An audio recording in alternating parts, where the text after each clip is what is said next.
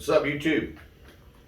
Alright, so mess around, be a Sunday. God's day. Shouldn't really be out here messing around, but you know, I don't consider this work. I don't. This is stress relief. I mean, I love this garage, man. I live in this son of a gun, man. I mean, summertime's coming. AC going in the wall. Oh yeah. Oh yeah. But if I ain't said it, I'm gonna say it again. Out the garage today, Sunday, God's day. We're making brake lines with my new brake line tool, my new best friend. All right, bad boys from Eastwood. It is an Eastwood brake flaring tool, 45 degree. You can get the 37 degree, I believe it is, for the AN fittings. Little die right there, you can buy it. But anyway, had a lot of I've never really done this before. I'm a beginner, roofer / amateur mechanic. Never really used these things, all right, which was why I was kind of skeptical. I wanted something that was easy. Well, I've seen a lot of nice ones, high dollar, hydraulics, all this crap, wing nuts, all that. In my opinion, this thing's better than anything that I have seen. Now, I ain't used none of those. I did use one of those hydraulic things, and that thing took longer to flare a fucking brake line. I could have made a set of brake lines. Anyway, this thing don't take no time, man. Man, this thing is nice, man. I bought a brake line straightening tool, which turned out to be worth the money. It was all right. I bought, where'd it do with it? Where'd it go? Let me find it. Run back. I didn't mean to go off screen. But no, there it is. I bought a brake line bender from Eastwood. This is 20 bucks. This was 80 bucks, that straightener. And this thing here was 200, all right? So I got $300 to be able to make brake lines. Plus, I had this. By the luck of God, I had this $20 item. But the bender's pretty good, man. Makes pretty good. I don't know if you can see her now. Makes pretty good bends. Makes really good bends. All right. Bender worked great. The flaring tool is God sent. It's better than sliced bread. I'm gonna show you how easy it is, how easy it works, and show you a little bit of progress that I got done yesterday on the car. Not much. I didn't do much of nothing, man. I ended up friggin' which it's bleeding a little bit today. Oh yeah, she's busted back open. I was making a mount for my proportioning valve, and this here hole saw, which even has some blood on it right there. It does. Let's see it right there, some blood. Got a hold of that piece of metal and sent it spinning, and I grabbed a hold of the outside of that finger, boy, and hole. And it was like that. What grabbed a hold of me. That's kind of how that come around. Whew. I'm not no cooter. I've cut myself bad. I've cut myself many times. Most time I don't even wear band-aids. I'm like a tough guy, right?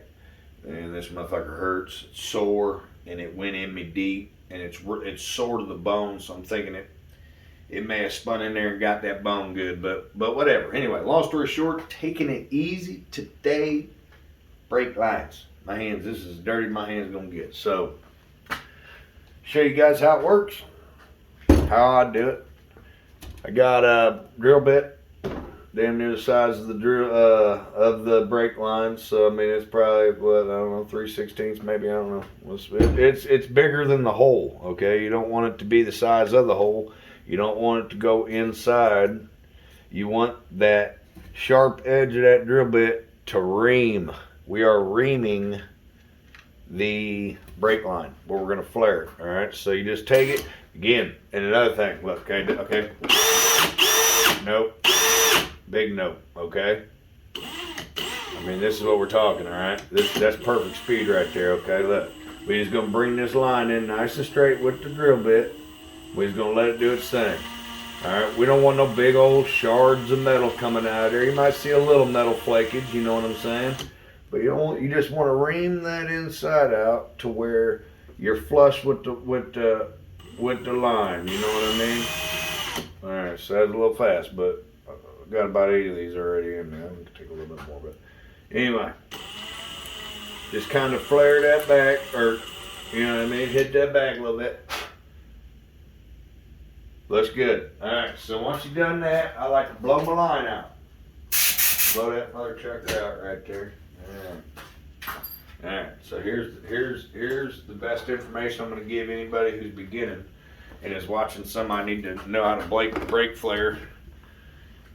If your brake line has a bend in it, it's got a bend in it. All right, if there's a bend in your line, your nut will not go past a bend. Okay, will not. So if your brake line's straight, it's the very first flare you're putting on. Okay, you don't have to have the nut on it. All right, but good common practice says put that damn nut on there right out of the gate, because if you forget it and your line's bent already, you're cutting your flare. Now your brake line's going to be short. So starting over. I put my nut on there, whatever. Okay, it's a straight line. I know that I can put it on later, so I'm gonna put it on later just because whatever. But this thing is as simple as this, guys. Here's how fast it does it. Take it. This thing's got operation numbers on the top of it. Actually, I'm gonna bring you in. I'll bring you in up close and personnel so that you can see what's going on. Let me see. I'm gonna do some cranking here. Maybe bring this up. Okay, bring that up. Maybe boop. Zoom in there. Okay. So on the tops of this here, all right, on this here little guy, there's numbers 0, 1, and 2. Okay, operation OP. And no, for you felons and retards out there, OP doesn't mean freaking order of protection. Jesus. OP. Operation. You're going to start with 0, then you go to 1, then you go to 2. Now the way you know what one you're looking for is it's going to say operation 0 is for all. Okay, operation 0 is for all. So you're going to go to operation 0. You're going to take, you're going to put your line in here, right, your dies and everything. Get your dies closed up, and you want to make sure that brake line is hanging out of that die. Okay, you want it hanging out, not a lot, just leave it hanging out a little bit with it on operation 0. Bring it, tighten it, not tight. Okay, you just snugging it. With operation 0, this is going to plumb everything up, so you just squeeze it on in, hold it, tighten it up, give it a tighten. All right, you want it to be tight. Okay, why do you want it to be tight? Because if the brake line slips, your flare is not going to be right. Okay, I'm going to show you guys something afterwards too, because this here is awesome. All right, so from operation 0, of course, we're going to go to operation 1. Operation 1, we're looking for 3/16 because we got to find the 3/16 bit.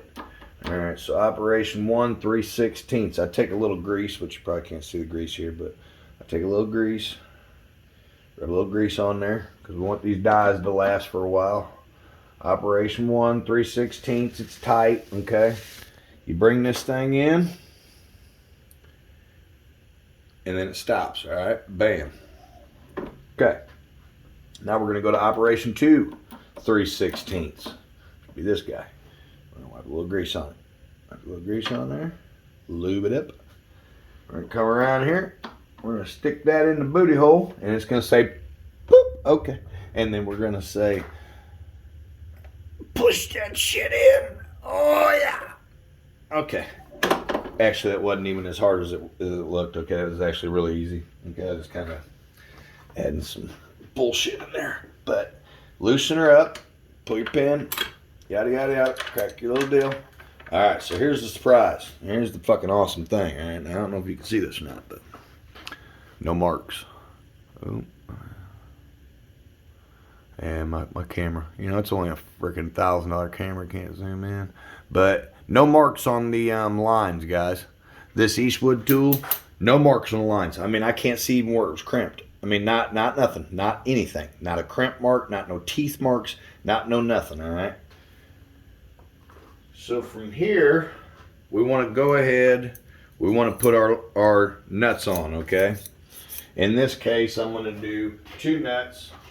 Reason being is because this is going to go to my front residual valve. Now, hence, all right, we're making a line to go from one side to the other. Threads out, guys. Your threads, make sure your threads are out, okay? That's got to case that thing out. I don't know if you guys can see that flare or not, but I swear to you, dude, it's so beautiful. There's no nothings in them.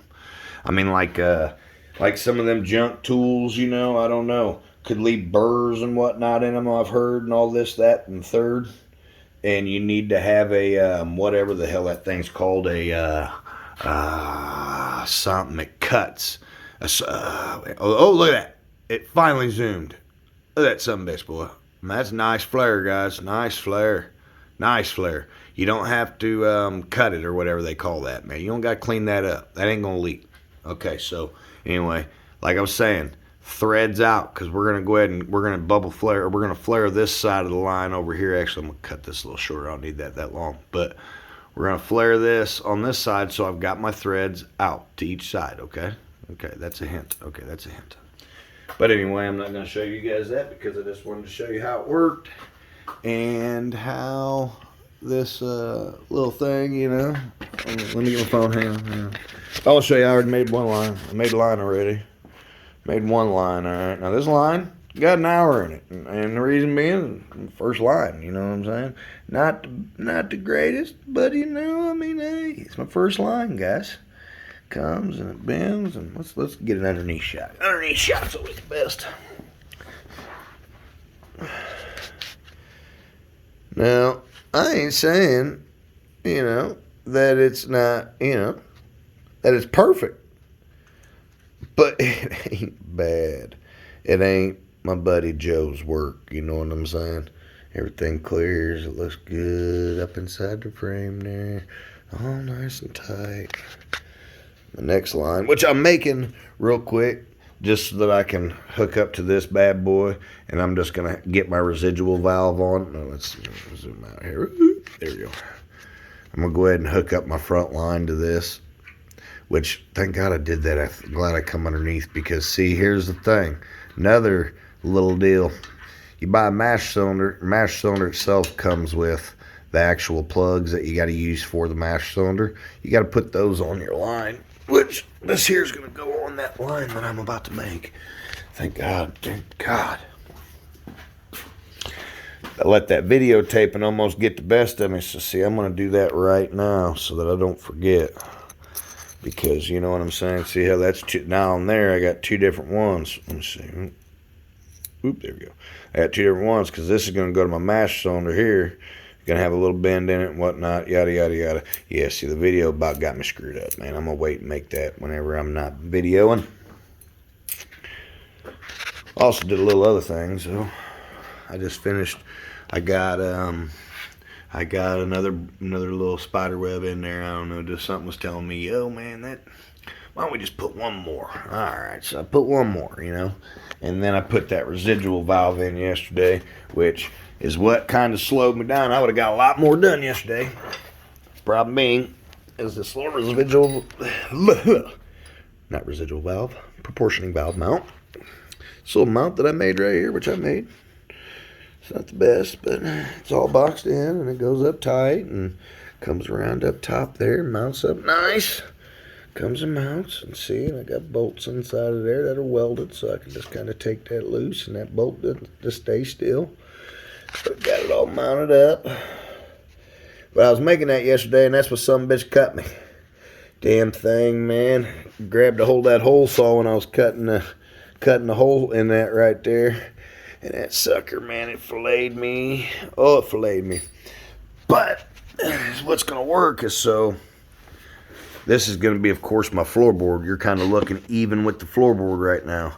So that little knob, along with my master cylinder lid, you know, see, that's level right there. So that's what you'll see sticking up out of my floorboard. You'll see 2 master cylinder lid cups and this little proportioning valve over here that's kind of out of the way. And my seat My seat's up there hanging. I ain't gonna bring it in, but my seat sits along here, and I can reach right along inside this bar, right along inside here, and I can adjust that brake. You know, I ain't for sure if I'm gonna have to adjust that with wear. I'm not really 100% sure how that's gonna work. So I wanted it to be able to be around me and accessible to me as I'm driving. So it's within reaching distance of me, and it'll operate while I'm working or while I'm driving it. So I can yeah. I mean, it'd be pointless to have to get out, go drive, get out. You know, this is right there, you know, right there. So maybe somebody might not like it the way I do. If I was to ever sell the car, or if I die and somebody buys the car and they want to adjust it differently, they'd be able to do that. Looking out for the next band. So got all that done. Got all my master. Boy, guys, the brakes are about done. God, I can't wait. God, I can't wait. I thought the brake lines were going to be great. It suck, okay? Brake lines suck. About the best thing about brake lines is they're not as dirty. Brand new brake lines are good. Brand new brake lines are nice. Used brake lines are gonna suck because you got brake fluid coming through them and shit. But anyway, all right, YouTube. It's Sunday. I'm gonna relax a little, man. I'm just gonna make a couple brake lines and sit around and God's day, boys. God's day. Take it in. Anyway, be safe out there, YouTube. Have a good one.